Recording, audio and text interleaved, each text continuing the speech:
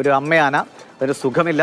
പക്ഷേ 3 മാസം മാത്രം പ്രായമുള്ള കുട്ടിയാന വിടാതെ ആ അമ്മയാനയ്ക്കൊപ്പം നിൽക്കുകയാണ്. അവസാനം ബെൽറ്റിട്ട് ഉയർത്തി ആ അമ്മയാനയ്ക്ക് വേണ്ട പരിരക്ഷ ഒരുക്കുകയാണ് തമിഴ്നാട്ടിലെ വനംവകുപ്പ്. കാണാം ദൃശ്യങ്ങൾ.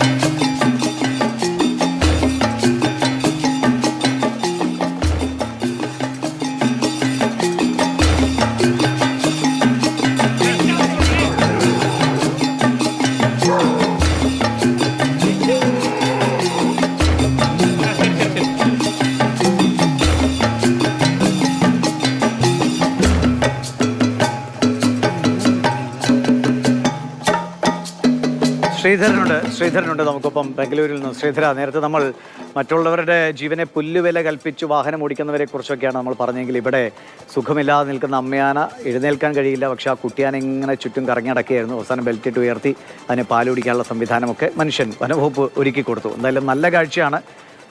ഇതാണ് മനുഷ്യനോട് പറയേണ്ടത് ഇപ്പോൾ, അല്ലേ?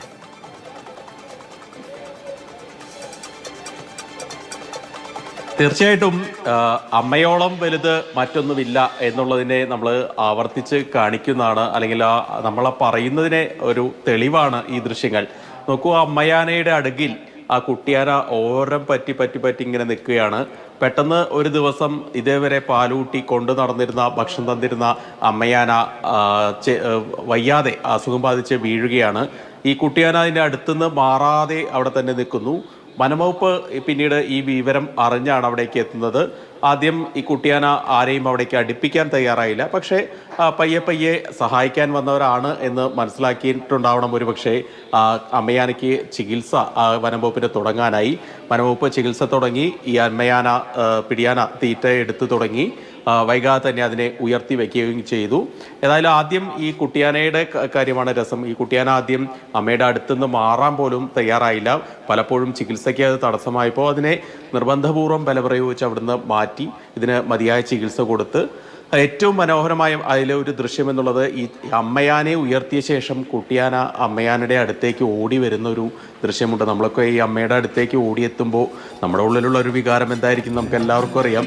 അതുപോലെ തന്നെ ആവണം ആ കുട്ടിയാനയ്ക്കും ഉണ്ടായിട്ടുണ്ടാവുക. ഏതായാലും ഇപ്പോൾ ഈ അമ്മയാന ഏതായാലും നല്ല നിലയിൽ, അതായത് അതിൻ്റെ അസുഖം വളരെ പെട്ടെന്ന് ഭേദപ്പെടുന്നുണ്ട്. കോയമ്പത്തൂരിന് സമീപത്തു നിന്നാണ് ഈ കാഴ്ചയുള്ളത്. വൈകാതെ തന്നെ ആനയൊക്കെ സംരക്ഷിക്കുന്നതിൽ ശ്രീധര ഏറ്റവും നല്ല മാതൃക കാണിച്ചു തരുന്ന ഒരു സംഘമാണ് തമിഴ്നാട് വനംവകുപ്പ്. അതുകൊണ്ട് അത് നല്ല വൃത്തിയായി ചെയ്യുന്നുണ്ട്. രണ്ടുപേരും സുഖമായിരിക്കുന്നു എന്നറിയുന്നു. ശരി ശ്രീധര.